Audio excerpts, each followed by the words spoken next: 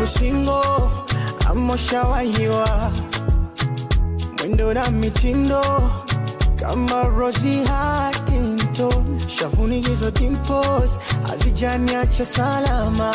Mama ulivyo simple haujapaka tamaskara, nasema kifesi anata pimpo, ndefu yake shingo, kiuno kama City ya Lincoln, macho yake kama ya chinko. 'Cause you're beautiful, mama. Inaomba tujua, ane, bada tuona, ane, uwe na tufaa, ane, uwe na tupenda, ane. 'Cause you're beautiful, mama. Inaomba tujua, ane, bada tuona, ane, uwe na tufaa, ane, uwe na tupenda, ane. I guess I'm in love. I'm in love with you. I guess I'm in love now. I'm in love with you. I guess I'm in love. I'm in love with you. I guess I'm in love. I'm in love with you.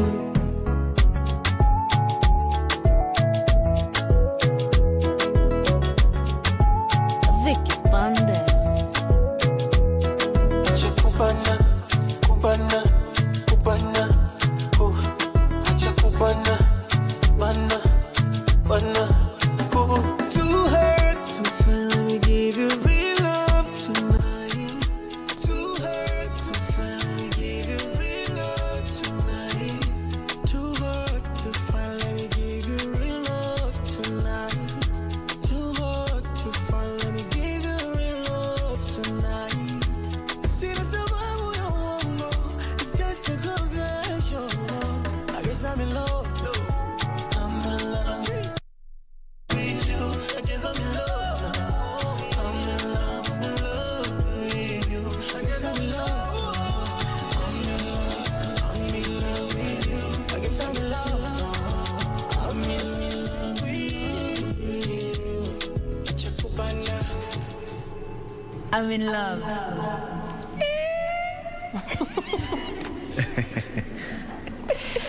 Nyinyi ndio sound effects.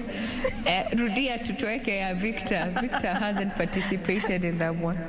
Victor, angusha kitu. I'm in love. Aya. Mungu wa Doreen, say it na mimi nikuwekea soundtrack. Nani mimi? I'm in love. Mimi nakuweka soundtrack. Can I have take two? Aya. I'm in love. Okay. Ajaluo. Hii hata haina emotions. What is that? He's being dramatic. What are those? Say it like you mean it. Like I mean it. Look into the viewer's eyes. And yeah, Aye. say it like you mean it. Like I mean it. Feel it in your heart. Mpenzi With the mtazamaji. gestures and all that. Go for it. I in love.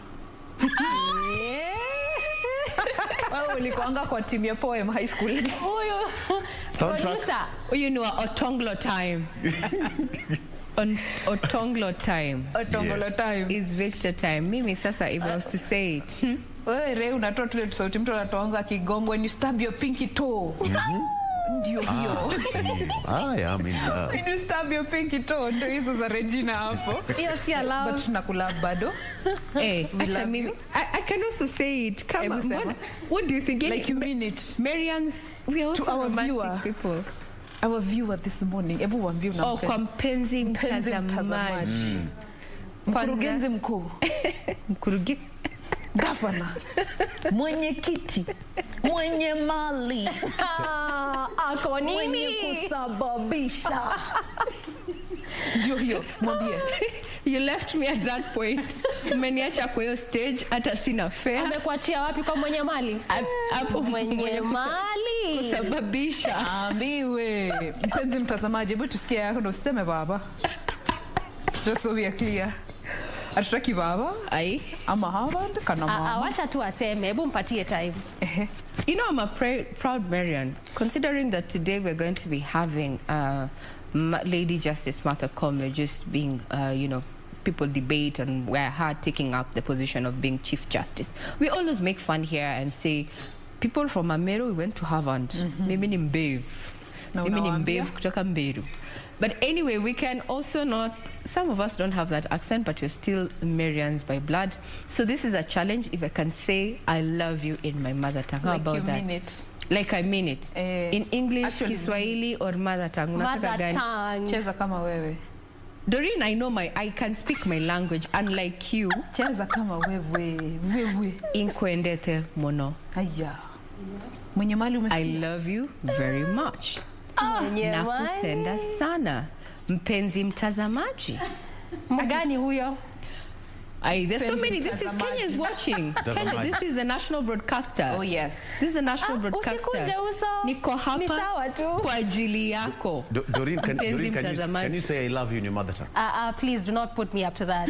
Then why? Doreen Why are you trying to crucify Ray? No. Insist your story. Doreen can't. Try. Unaweza na lugha gani? We not victimize. Sema na ile lugha unaweza. Ndahuyanza.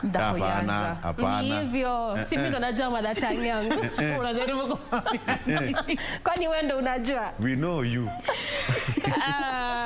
Man, this is the team. It's always a good time here with Good Morning Kenya.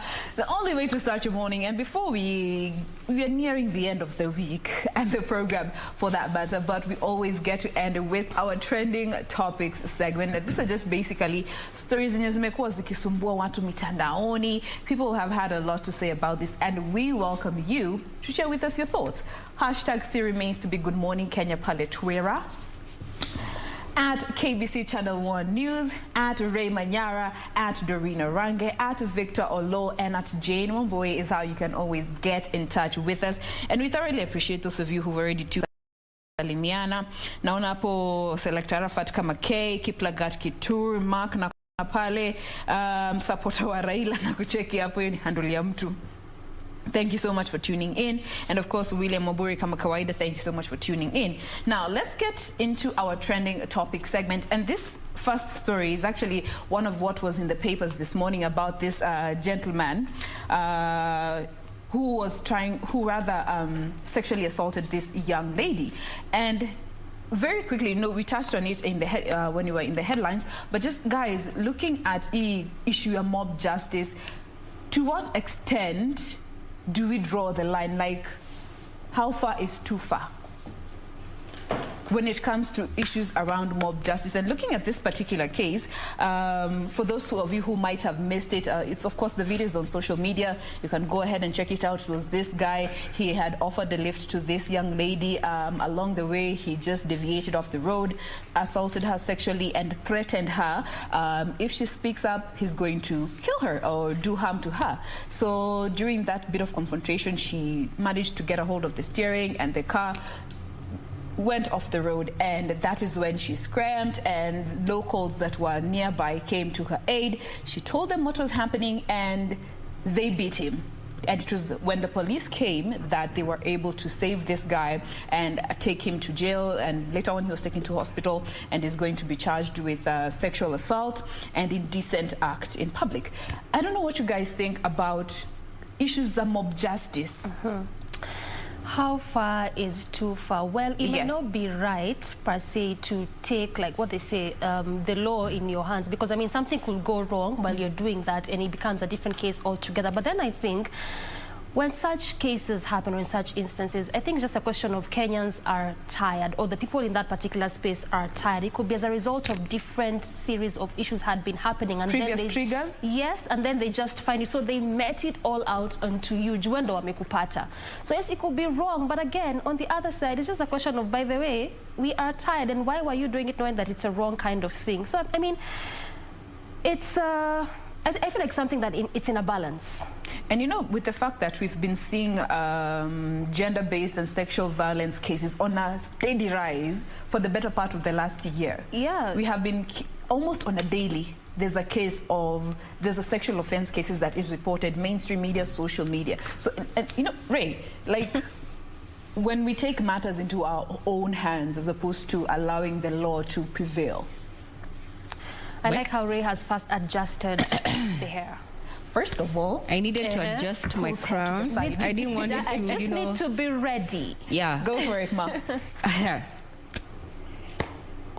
Is mob justice? I'm trying to be politically correct, being that this is a national broadcaster, but also my roots are rising, you know, Watuapanga, Ngamutema, you know those people. So I'm really trying to balance all that. But in regard to this particular situation and case, yeah,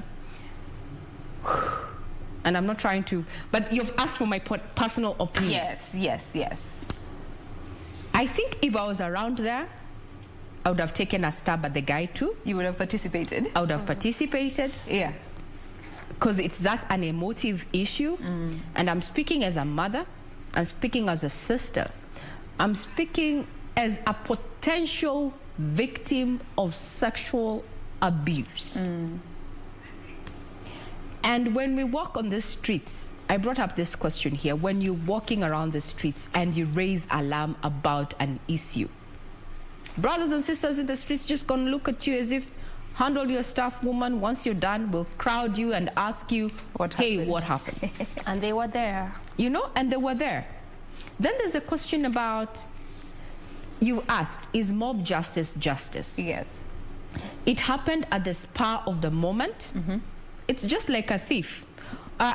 We have not had these issues in a couple of months or years. I think these COVID-19 disruptions and such, Kenyans used to lynch, put a tire on a supposed thief and light it up. But we have not had these cases going on.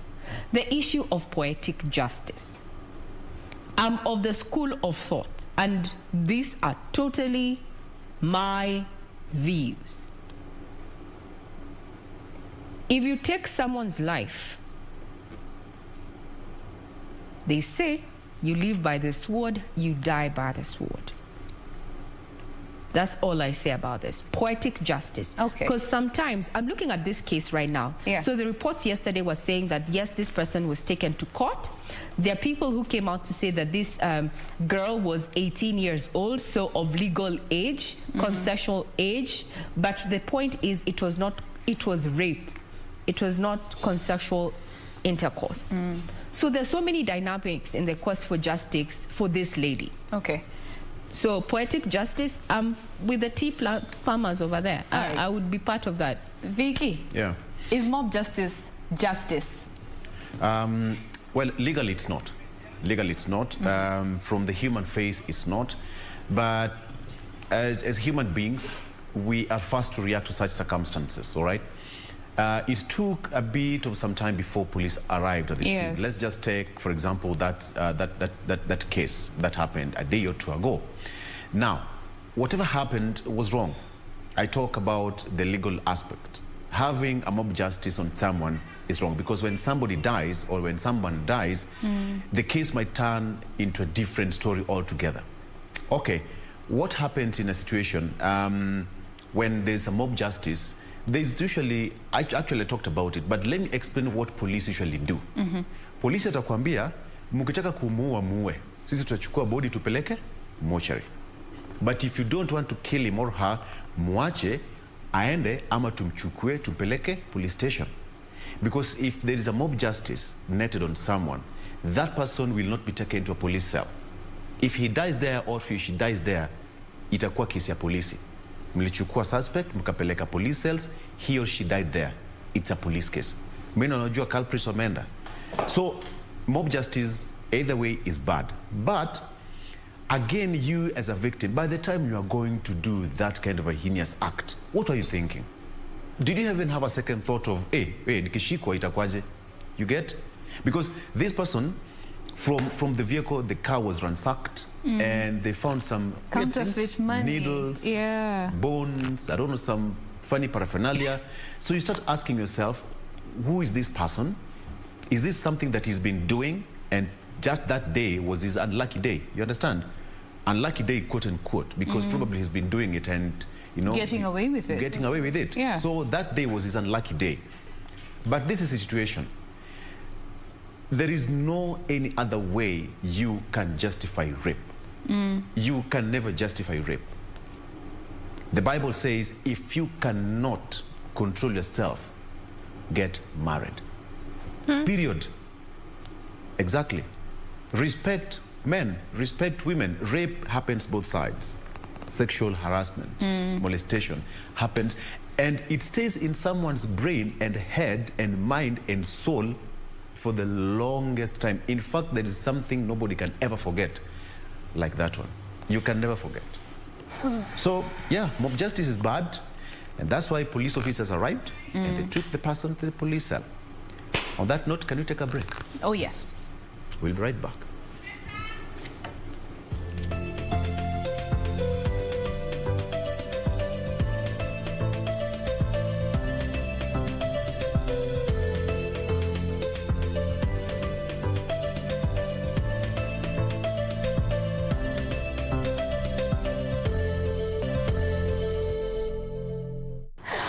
Welcome back, you guys. Up a bit tunakwanga na kaudaku sesh.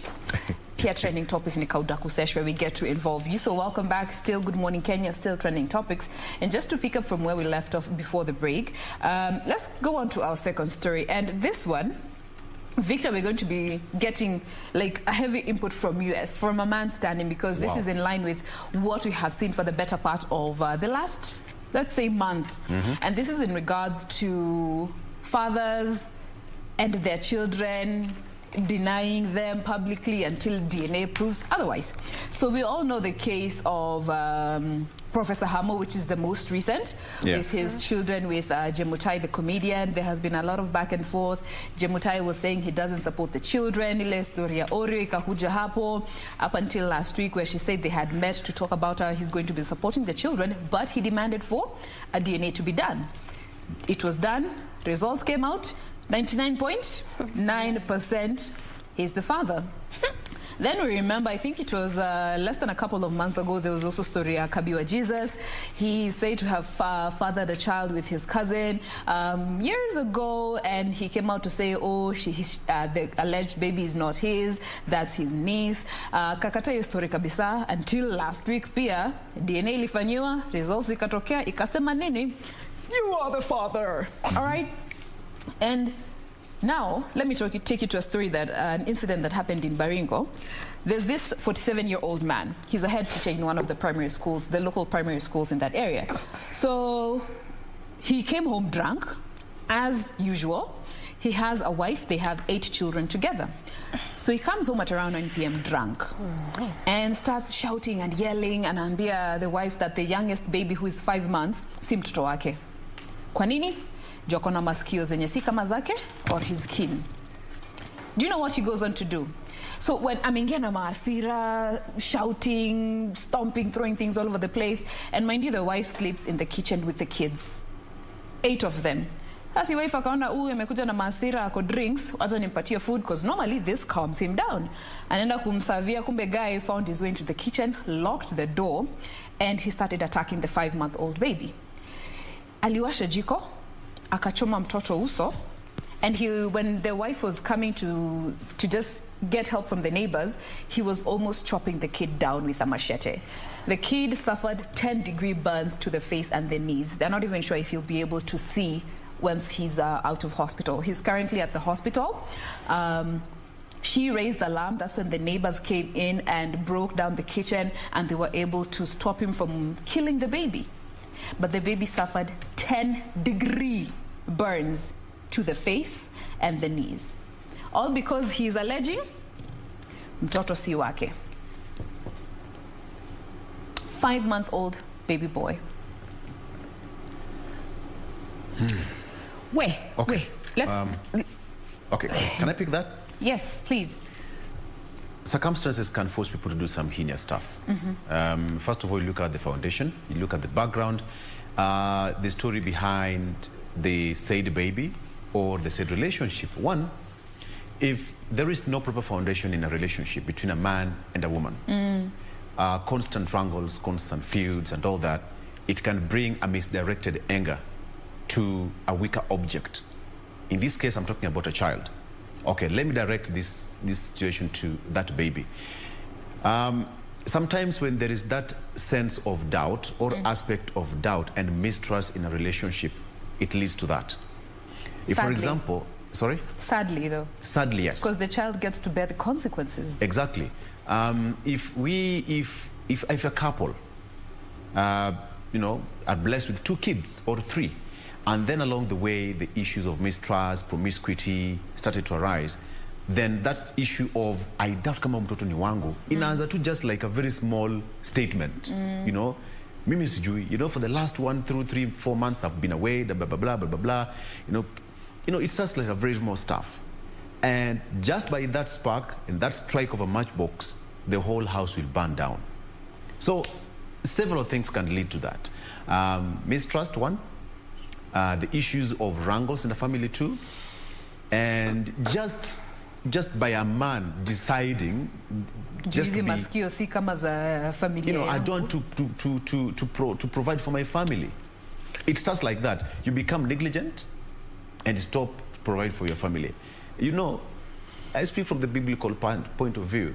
As a man, our #1 role is to provide. Provide, protect, and prophesy. The #1 is provide. So if you cannot provide, then you start feeling like, you know, start bringing some excuses. Excuses, just because you have got 4 or 5 kids, you feel like you're overwhelmed.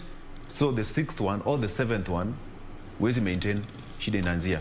Well, just to mention but a few, but situations, so many of them can lead to that. But whatever happened to that child, I think that man deserves some serious kind of justice. He's been arrested, by the way. He had he had gone into hiding, but he was arrested. He's awaiting to be arraigned in court. What do you think? I'll say nothing justifies such kind of acts. Yeah. But also what Vic has said, which is one thing I would like to allude more on, is that bit of foundation, because it is very important in any relationship. But then again, you also get to understand that we have had also such cases where there's some ladies who would pin a pregnancy on a man, knowing fully well that this is not, or they'll just pin a child on a man, knowing fully well that this man is not actually the father of that particular child. But altogether, I mean, also for you too, while you are in this relationship, whether you're just dating, in a serious relationship, or even married, and you actually sire a child together, and you know that this child is yours, why would you go ahead and even ask for DNA tests? Because again, also a good number of times, they actually show that you really are the father of that child. I mean, from those examples you've just given, Wambui from the Wambui and Kabio Jesus, it was 99%, like you fully knew, well, this child is yours, but you just decided to neglect, you just decided to not take up responsibility. So again, like I mentioned earlier, nothing justifies. See, just brings back to altogether the fact that you need to take responsibility as a man, even if you wouldn't be together with this person, either as a girlfriend or as a fiancé or as a wife, but that child has nothing to do with what you two are disagreeing on. You need to take up responsibility. Okay, as great. a father. Man, it's so sad. I know. Maskio.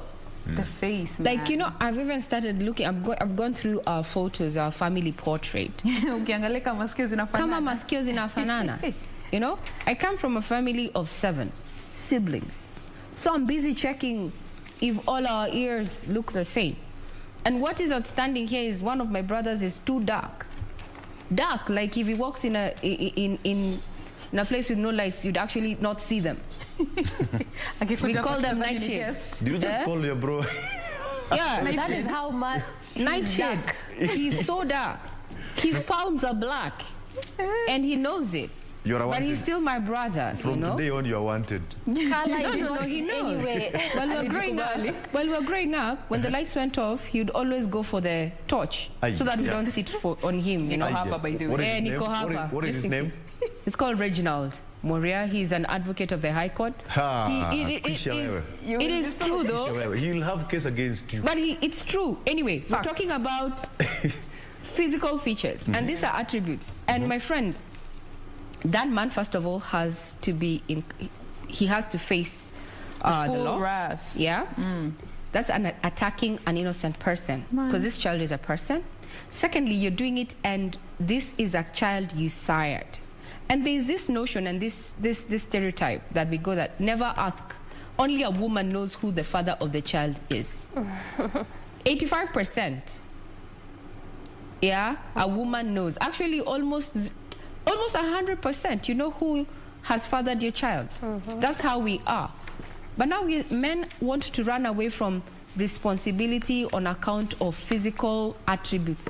Maskio, the pina, because he was not talking about he was talking about this, the PINA. Like, I even don't know how different mine is from the next person. I think he was just looking for an excuse, Jane, to actually commit something that he had thought and planned of. And please, I would want to hear how he pleads. He was going to say he was drunk, not in his senses, shetani alimuingilia. All those are petty excuses for a heinous act. He should face the full force of the law. And I hope, because over time we have seen, these are some of the cases where the family wants to solve internally. Kwa sababu ni baba ya watoto, asifungwe jela. That baby right now is fighting for their life. Man. They may lose sight that they were born with.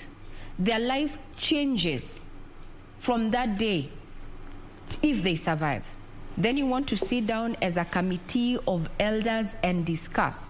This should not be solved outside the court. We do hope full justice actually is seen. The baby is now at the Baringo County Referral Hospital in Cabernet, and the Children's Office has been involved, thank God. They are looking into the story, and now he was arrested after he had escaped. So let's see how... And he's a head teacher in a primary school. How do you even stand before the students in an assembly and telling students, you must respect your parents, do this, do that? This is a person who is a danger to even the children he oversees. How will he even, in his own homestead. Guard the school? But then again, you know, this also goes to speak, culture has a role to play in this.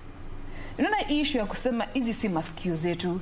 We have some ethnic groups that say they must shave the hair of the baby kuona kama shape ya kichwa ni ya familia yao. And that is only when they verify that ini kichwa yetu, hizi ni masikio zetu. And then we have these cases, I'm sure you've come across some of these cases where kids that are born to parents that are completely different than the parents, but they're actually their biological children, because you cannot always dictate what biology does. There's a lady, she's married to, she's of black descent, but she was married to a white guy. They got fraternal twins. One was completely black, the other one was completely Caucasian. And these are children who are in the womb at the same time, born of the same mother. It reminds me, one of my aunts actually told me that my brother is not my brother. Because of skin color. My brother is dark. It's that serious? Very dark. But yo. And but if you look at his nose, let me know. Since you're talking about noses, his nose is similar to my dad's nose, whose nose is also similar to his dad and his dad before. So when you're talking about those attributes, culture and traditions, also married people have come out to say that whenever you give birth, you'll always find your in-laws coming to peep at the baby. Peep at the baby. Akona masikio zetu, pua letu, you know? We need to move away from that. I know we talk about good aspects of African culture, but some of them are too backward for us to even understand, for Pete's sake. And children need to be kept out of domestic issues. You have an issue with your spouse, deal it on a grown-up level. Do not involve the children. That's just an epic law. And take responsibility. Leave children alone, man. 5 months. Doreen, I like what you're saying. Let men take responsibility of their children. It is very embarrassing after you have requested for a DNA. Imagine. Then it comes out 99.9%. Jesus. Like, there's no doubt. There's no doubt. Utajificha wapi? Like, utaenda. Utaambia nini watu? And even before you actually requested for that DNA, the way in which you were saying no. Hey.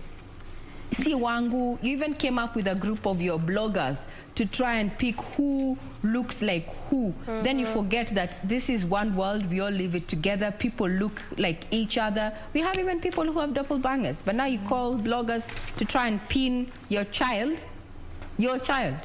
on someone else on account of how they appear physically. It's very embarrassing. Can you imagine? The internet never forgets. That baby is going to grow up and search you online.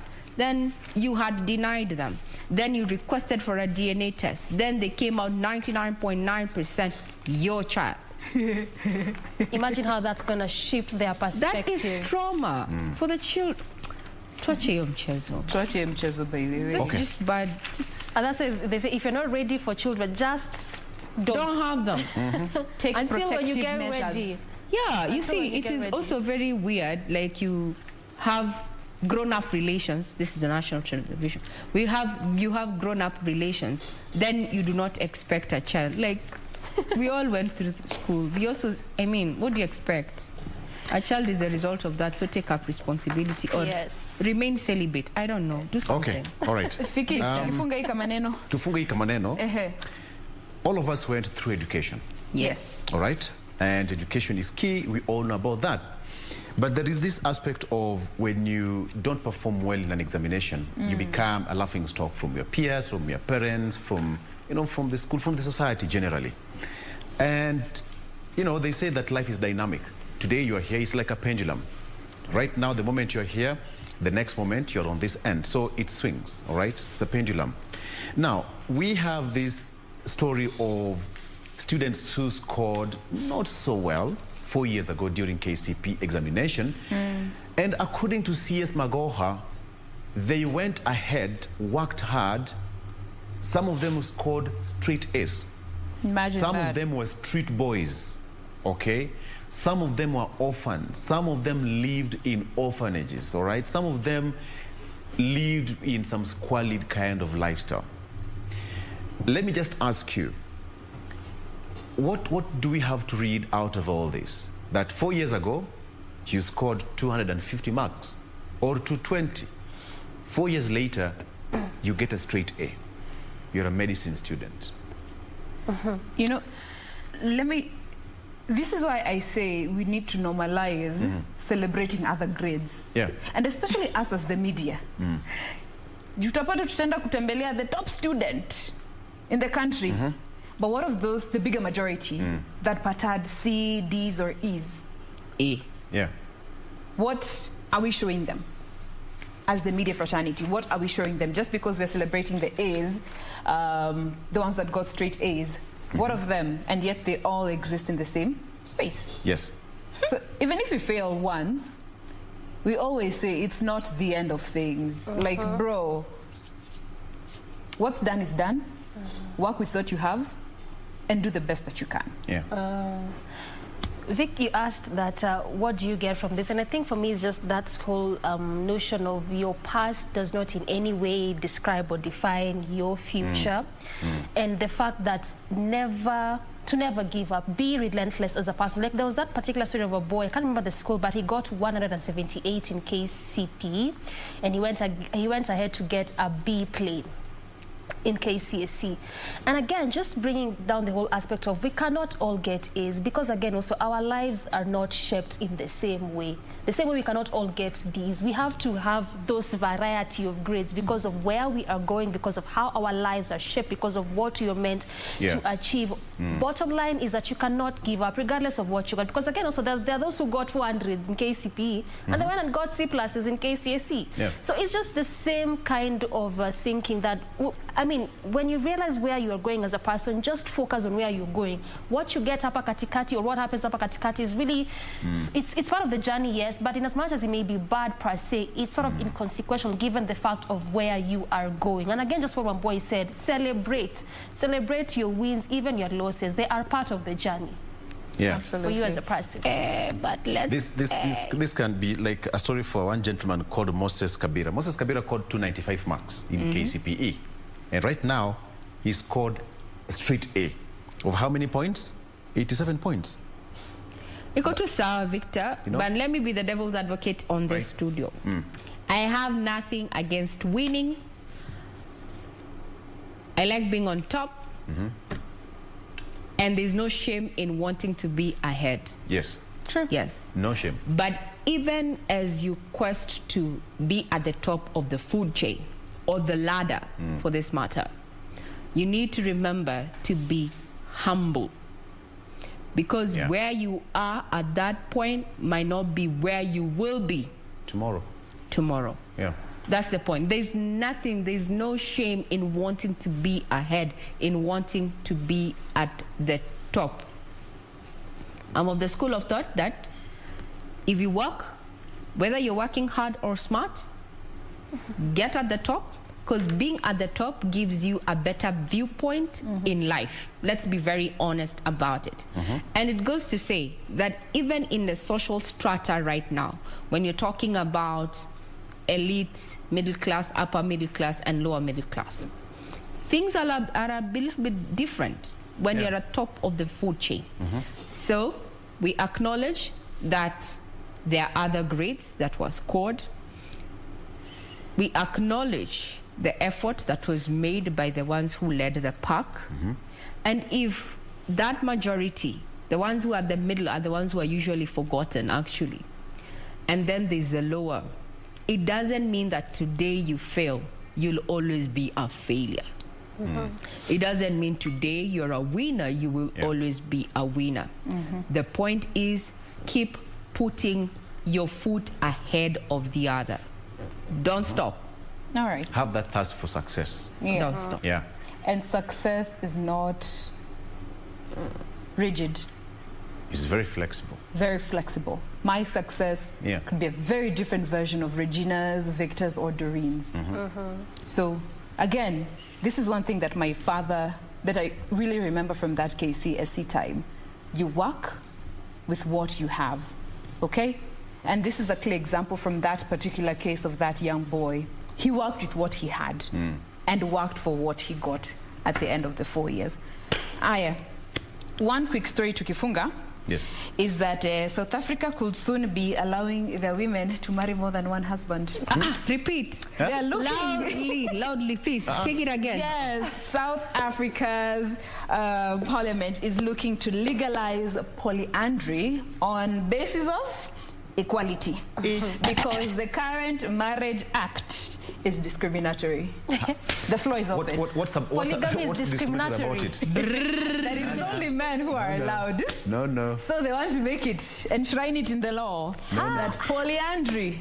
Iko sawa. Wanapata bibi more than one? I have a request. I know we are 4 on this set, but can I sit out on this one? Sitaki kuchuma. I have nothing to say on this one, but I'm just going to say brrr. And this came through the Department of Home Affairs. Okay, what's happening in South Africa? Do they have more women than men? They just want fairness. It's on the basis of equality. That That's if a man the foundation can marry of this particular proposal. Okay. Let me start by asking this question. Where in the Bible did any woman have No, Regina, you said you're sitting out on this one. Regina, Sitting out on this one. He's out of order. We're not quoting the Bible. No. Okay. But that's the context. That's the context That of is the marriage. context. They're saying the law is ulisikia akisema the religious. You guys, the so- law. We're almost out of time. Victor. Vicky, No. state your case. Okay. Let me just submit my point. Yes. The thing here is, there is nowhere in the Bible where there was any woman who had 2 husbands. Okay? It can't happen. Just imagine this. So We are not imagining. Doreen, your okay, the time. law is discriminatory in terms of men are being allowed to marry more women, and women are not allowed to marry more men. More than one husband. Well, The law is discriminatory, but then again, when you talk about marriage, you can never miss to have the aspect of the Bible. It just can't miss. I mean, that is the manual. Ray, Do you want to not plead the 5th? Ray, let me tell you- Sinyamazi anymore. Very briefly, tutanyolewa hewani. Acha tuamalizie basi. Let me tell you something, Ray, before you step in. Arsenal. No. Arsenal. Now. There is nothing new under the sun. From the book of Genesis to Revelation. Where? No, let me just put it this way. Whatever happened between that book, Genesis and Revelation, there is nothing new. Okay, nothing fine. new. Yeah, you've Regina, had it. briefly to I want to take you back to African culture, where a woman was allowed to marry another wife for the husband. Sawa? Ni hayo tu kwa sasa. Nimemaliza. Okay. But it was under circumstances. No. It was under circumstances. Regina, Jane, we are is done under with this conversation. circumstances. Remember, we are going to be televising the German Cup. Okay. At 9:45 tonight, the finals. Yeah. So please, KBC Channel 1 is indeed your true sports partner. Tukutane hayo masaa.